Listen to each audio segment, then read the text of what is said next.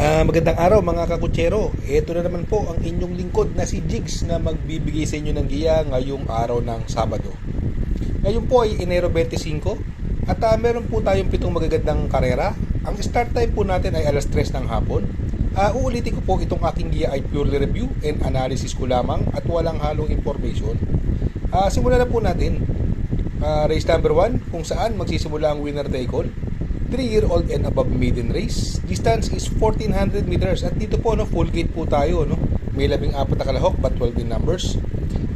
Dito halos lahat dito naglaban-laban na rin Ang mga bagong kabayo diyan sina Push My Luck. Medyo hindi maganda ang prueba niya 1.20. Golden Diet tumakbo po ng sweepstakes yan. Ng trial sweepstakes kung saan nanalo si Lilibel. Nagprueba po sa 1400 meters ng 1.32 yan.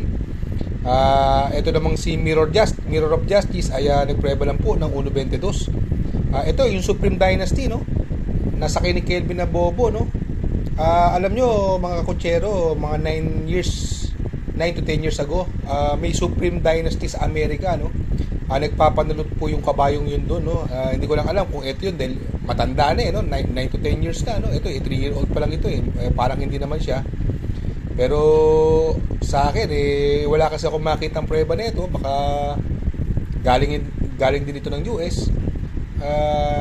Ito po ang napupusuan ko dyan, Supreme Dynasty at yung Queen Ella ang masama lang po larga na ito natalong mega outstanding favorite nung karera to, masama ang lundag nasa kay ni Pabs Cabalejo. Pag gumanda lundag, tingin ko malaki panalo niyan. At ito yung Blue Bubble ito laging segundo tercero, laging in the money Kaya dito sa race number 1 magtatatlo po ako diyan. Doon ako sa numero 9 Supreme Dynasty. Panigundo ko numero 3 Queen Ella coupled with Enfuego.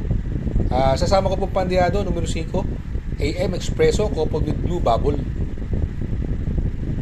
Sa race number 2 kung saan po magsisimula po ang Pick 6, Pilracom rating based handicap system race, class 4, 22 to 27 split.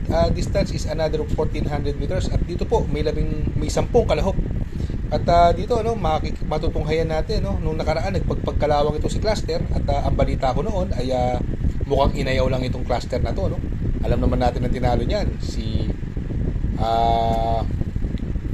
King James yan ang na-upset niyan Although si Dakis may konting tulin din at papatnubayan ni Jeffrey Bakay, sa tingin ko yan ang matinding kalaban at alam naman natin stakes race runner si Dakis. Ang pwede mga rumimate kung sakaling magkaroon ng pressure sa unahan, yung Anyo 96 at yung si High Intensity. Bantay sarado, medyo lumakas po laban niya sa grupong ito Itong Glamour Girly, yan, ang baba po sa laban sa kay ni Kelvin na bobo, kaya lang medyo hindi magaganda mga tinatakbo Kaya dito sa race number 2 magtatatlo po ulit ako dyan. Doon ako sa numero 4 Dakis, panigundo ko numero 5 Cluster at isasama ko pong Pandiado numero 3 High Intensity.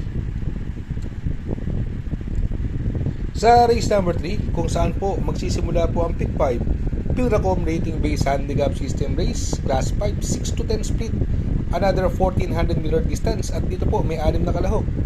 Ito nung karera Kalawanggaman Island pinilit niyang habulin si Dugong Bughaw nung karera Dirimati po yan, minadali, parang ayaw po ng minamadali at gamay po ni Claro Esparria sa tingin ko nalalamangan ako sa kanya rito sa karerang ito para sa akin sosolohin ko na po yan numero 5 Kalanggaman Island.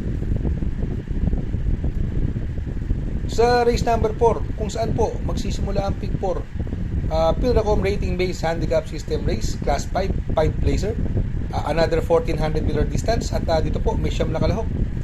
Dito po marami may panalo, almost anybody's race to may mga panalo dyan, si Magnum Force, Wild Act, Baling Rikit, balang rating basis po ito, Golden Jaraywa, I Love Mati yan po para sa akin may mga panalo dyan.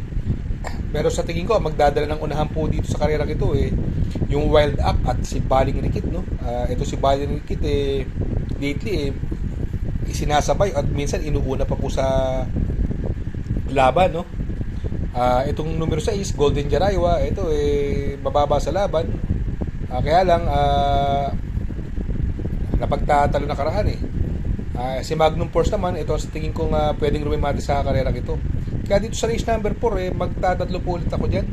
Doon ako sa numero 6 na Golden Jaraywa. Panigundo ko, numero 3, Magnum Force. At isasama ko pong pandiado, numero 5, Baling Rigit. Sa race number 5, Pilracom Rating Based Handicap System Race, Class 4, 16 to 21 split. Another 1400 meter distance. At dito po, may 10 kalahok, no? Dito po, no? Ito, nag-uumento, no? Numero 4, Sampaloc Pride, no? Ang lakas ng tinalo na karaan yan, no? Banderan tapos po si Sampaloc Pride, wala nang pinaporma. Although andyan ngayon si Flywheel at si Mr. Aldrich. Pero ibang klase ngayon ito Sampaloc Pride, no? Kaya alamin nyo lang sa mga connection nito, sa tingin ko, lamang po ito, no? Kung hindi man maganda maging balita, ito yung Bohemian, no? Last na ito, nasigundo to si Bohemian at binalik na po kay Jan Alvin Guse. Gamay na gamay niya po yan, no? Ito magandang pandiado po rito, no? Yung Golden Charter, no? Nabinigay na po kay Pops Cabalejo. Angkop po ang distansya sa kanya ngayon, no? Kung magkaroon ng lucha sa unahan, ito po ang pwedeng re-remate dyan, yung Golden Charger, no?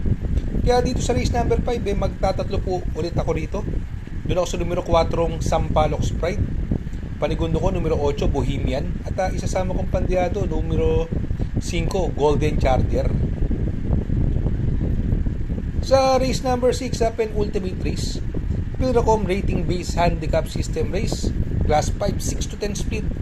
1,400 meters is the journey. At dito po, may 10 kalahok, no? Dito, mahiwaga po ito, no? Marami may panalo po dyan. Yung Aliana, ang baba po sa laban, ang bababa na rating basis ito, no? At gamay po ni Emedego Capo, kaya lang yung vision niya hindi pa nako-correct until now, no? Laging masama lumundag At ang pangit ng numero. Nasa loob, baka mamaya maipit na naman sa aparato, no? Kung magkaganon pa man, ang mga pwedeng umantabay diyan or mauna diyan, andyan po si Dugong Bughaw. Ito late tape. Ito nung nakaraan, Dremate, inuna nakaraan yan, no? At ito wala pang labas, no, si Winter's Fury, no, nasakay ni John Paul Guse, no, bagong baba rin po ng rating basis yan. Malaki rin po panalo niya si Winter's Fury. Itong Great Angie, ito hindi masyadong maganda mga takbo niya lately, no, kaya medyo pass muna ako sa kanya. Ito pwede ring mauna to, yung numero 8, AK Holy, nasakay na may gamay sa kanya, Apreya, although talo na karaan yan. Ito magandang pang long shot po ito, numero 10, Give Me a Break, sakay ni JR Sargent de Ocampo, no. Magandang diado po yan. Ang maiden na tinatakbuhan nung last year niya, sila Predis Cutie, no? Si Give Me a Break.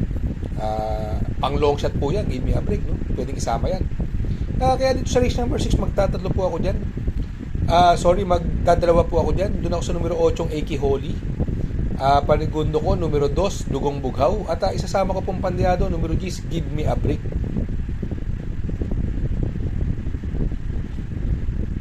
Sa race number 7, sa last and final race, Pilracom Rating Based Handicap System Race, Class 5, 11 to 15 speed. Distance is 1,400 meters. At dito po, may 10 kalahok. Dito po, no, ang possible scenario po dito sa karerang ito, pwedeng mauna, top pose, At ang pwedeng humabol sa kanya, yung Golden Silver, no? Tsaka si Caraga Wonder, no? Ang ganda ng numero ngayon ni Polite Bell, nasa labas, no? Pinalitan si Uno, si Kelvin Abobo pinasakay. At tingin ko, masusundan niya kaagad to, no? Yung mga nagtitipid, pwede pong suluhin yan. Pero siguro ako, this is paratingan, ay magdadalawa po ako dyan. Isasama ko yung top pose, lately, napakabuenas ng quadra ni SILG Secretary Benhor Abalos, no? Nagpapadalo po kahit bihado, no? Kaya dito sa race number 7, magdadalawa na lang po ako dyan. Doon ako sa numero 10, Polite Bell. At pamproteksyon ko po, numero 2, Top Pose. Shout out nga pala kay Sir Pax ng Barkadahan OTV. Located po siya sa 1139 New Antipolo Street, Corner Vargas. Malapit lang po sa Abad Santos, yung bagong ginawang tulay. Very convenient and attentive po ang mga tao. Pwede po kayong mag-EB at party while betting on racing. Baka magawi kayo dyan sa Herrera, Corner o Roqueta. Andyan po ang Pipay's Halo-Halo. Ang isa sa pinakamasarap na halo-halo at homemade lahat ng ingredients po dyan. Ultimo Ice Cream. Tabi lang po yan ng Pares. At tatapat po ng kapihan. Shout out kay Sir Arnel Mendoza. Please support his channel. Shout out po Sir Arnel Mendoza. Good luck mga kakutsero. Sana po matapat ang ating giya at yung mga nakasunod, sana po ay magsitama po kayo. Ako yung makikiusap lamang at makikisuyo sa inyo na please like, share, subscribe, and hit the notification bell para update kayo sa aking mga giya. Good luck po and happy racing!